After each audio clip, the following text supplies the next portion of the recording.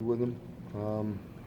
It's funny, we were having a conversation this morning, and, a couple of years ago, everybody was learning. Everybody, it was new for everybody. And, I think it took us a little bit to get up to speed, but that was an incredible outfit. But we didn't have a lot of depth. It's nice when your top tier guys, and a lot of them are young, can help educate the younger guys in terms of functionality, concept, understanding those things. And I think it's been a positive for the young guys to see that modeling. And we don't have as you always have the gross areas in practice and preseason with the new guys, and you're pulling your hair out. But we're having a lot less of those kinds of episodes, so that's a good thing. How's that weak side linebacker position panning out without Mike there? Mike's there. McCray. Yeah, he's there. He's helping. Joking. But how are the players that are on the team? The guys that are in the battle there are Devin Gill, Josh Ross, and Drew Singleton. Those three guys are in that fist fight, and Coach likes to use the term cage match. I guess that's what it is. If you ask me today who's the leader in the clubhouse, I would say there is none. So if you ask me, I think Josh and Devin Gill probably slightly ahead of Drew. So if that would be the case, then we just let them both play and see who steps up and separates, or if they just keep both playing well, then just leave it alone. The good thing too is we've been working Josh Ross in Devin Bush's place, so he's kind of cross-training, so that gives us kind of a 3-for-2 deal. But then if you ask me who had the best practice out of those guys yesterday, I would say Jordan Anthony came out of the closet and really had his best practice at Mike. So that's a good thing. That's kind of where I see it right now. Don, there's always been a lot of depth on the defensive line, and I feel like probably count 7, 8, 9 guys again this year. I mean, you guys talked a lot about Quiddy last year. Michael Dwumfor was coming along a lot. Any updates? Both playing extremely well. Both guys are going to be counted on to play minutes, big minutes. Mike Dwumfor had a really exciting spring. From a coaching standpoint, you walk away and go, damn, man, that guy's really kind of stepped into it. Quiddy can play either defensive end position, which, obviously position flexibility is a big deal because it gives you a chance to play at both positions.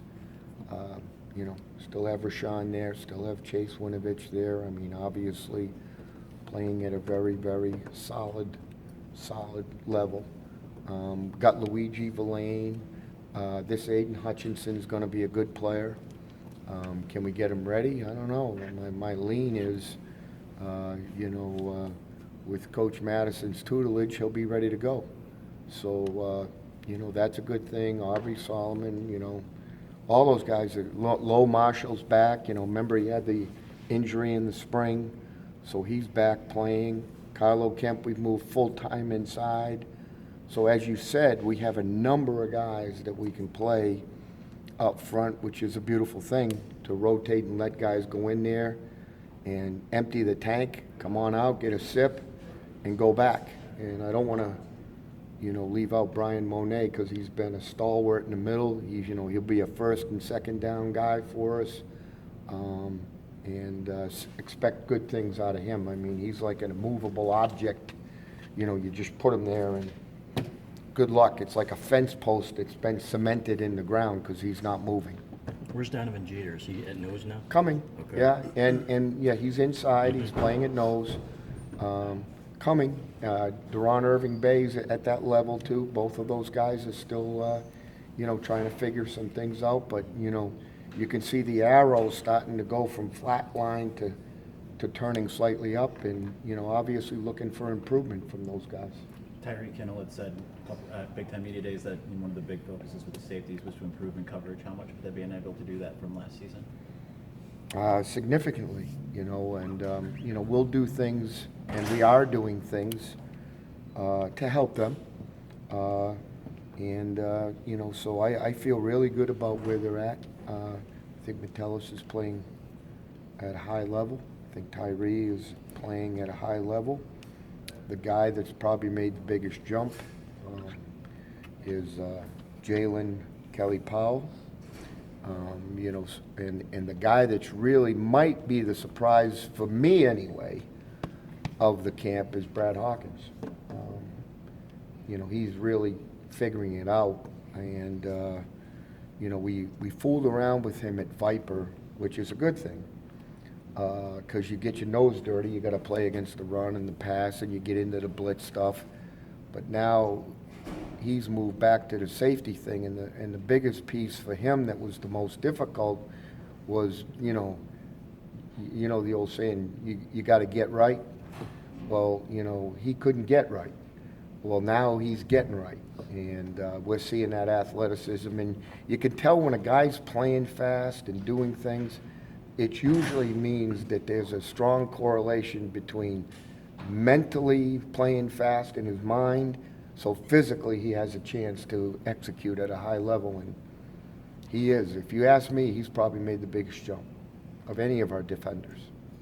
Where do Josh Uche and Casey Hughes fit in? Casey's working at safety right now, but he's also working at nickel, okay? So, he's 5 practices in. He's still, he's still wading in the water, new nomenclature, new vocab, all those good things. Well, you say, well, he's played for 4 years. Well, he's not played in this system. So, just getting comfortable. We thought yesterday was his best practice to date. So, we feel pretty good about that. Who did you say? Josh Uche? Unbelievable. We're able to play him at a number of different roles and move him around. The place he makes the most explosive impact is when he pass rushes. But now he's an adequate cover guy over the tight ends. He's figured out the zone pieces as well. So, he's more of a complete player. But we can also integrate him in several areas on our football team to take the best advantage of his ability to rush the passer.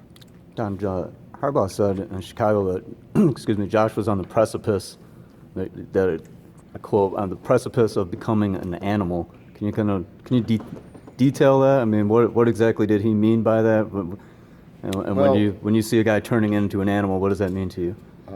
He's a competing animal.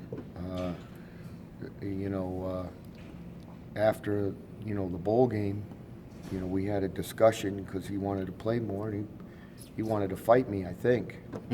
I'm joking. But, he wants to play. It's easy to say, hey, coach, I want to play. Let me play. Well, go earn it. How about that? How about go earn it? Well, he's earned it. And I think that's probably what's fair to say. So, with that being said, we're integrating him in different areas of our defense, which we're able to do because of the way we systematically approach things, to take advantage of his unique abilities, which is he's now 241 pounds. I want you to think about that for a minute. And he still runs 4.5.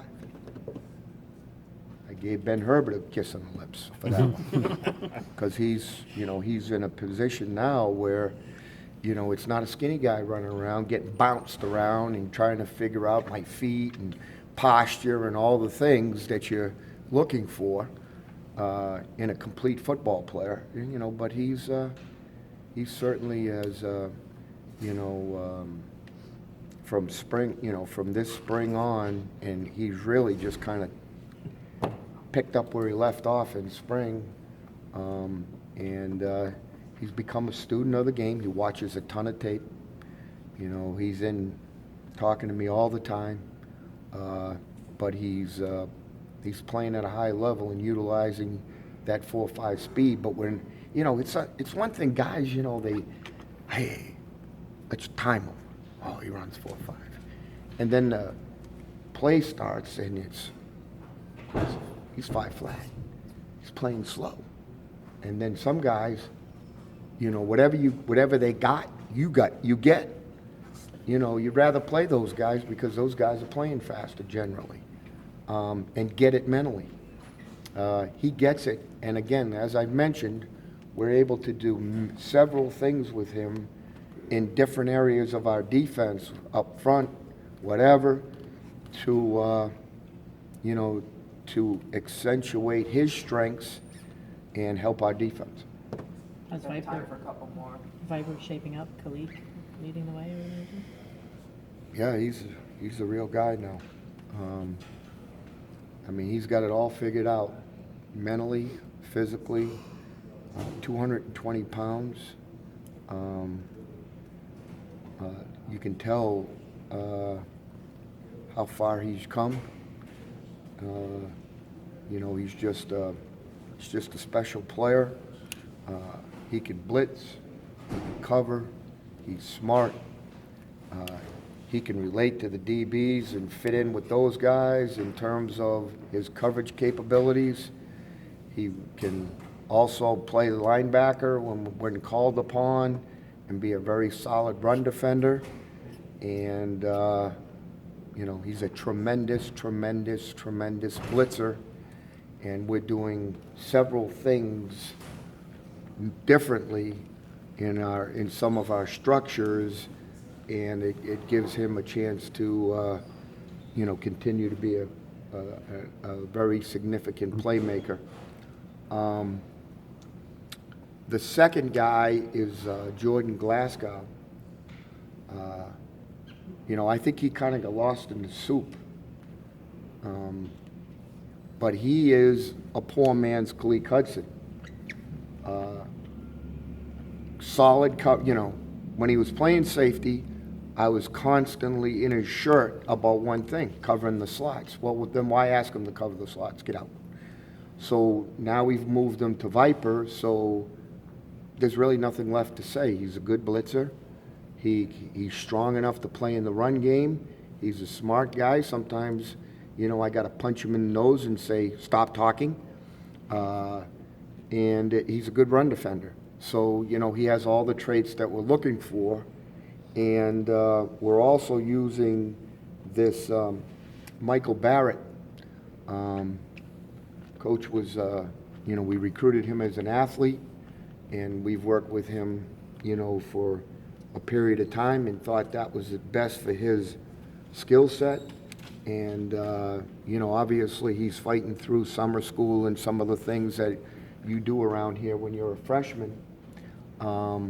But I see potential there. You know, I mean, he's completely, you know, got a long way to go. I mean, he's not turning potential into performance. He's trying to learn and obviously fighting for his life like the rest of those guys are that are tied into the, you know, that summer school program, which is great. You know, I mean, obviously it prepares them to be college students.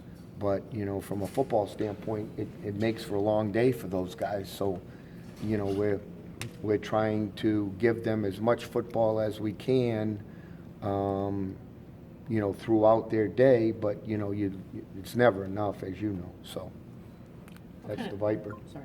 No, you're good. Question, please. What kind of challenges is Shea giving you, Patterson, in this defense? Oh, he's just, you know, he's a veteran guy. You know, he's a confident guy. You know, he has the ability to do things with his legs, and you know, he's got a quick release. And, you know, I just like the guy. I just like him. He's a good guy. He's a confident guy, as I said, and a very good athlete. So, you know, when you couple the ability to throw, the ability to maneuver and move around as an athlete, and a guy that has experience now, you know, that piece gets overlooked, you know.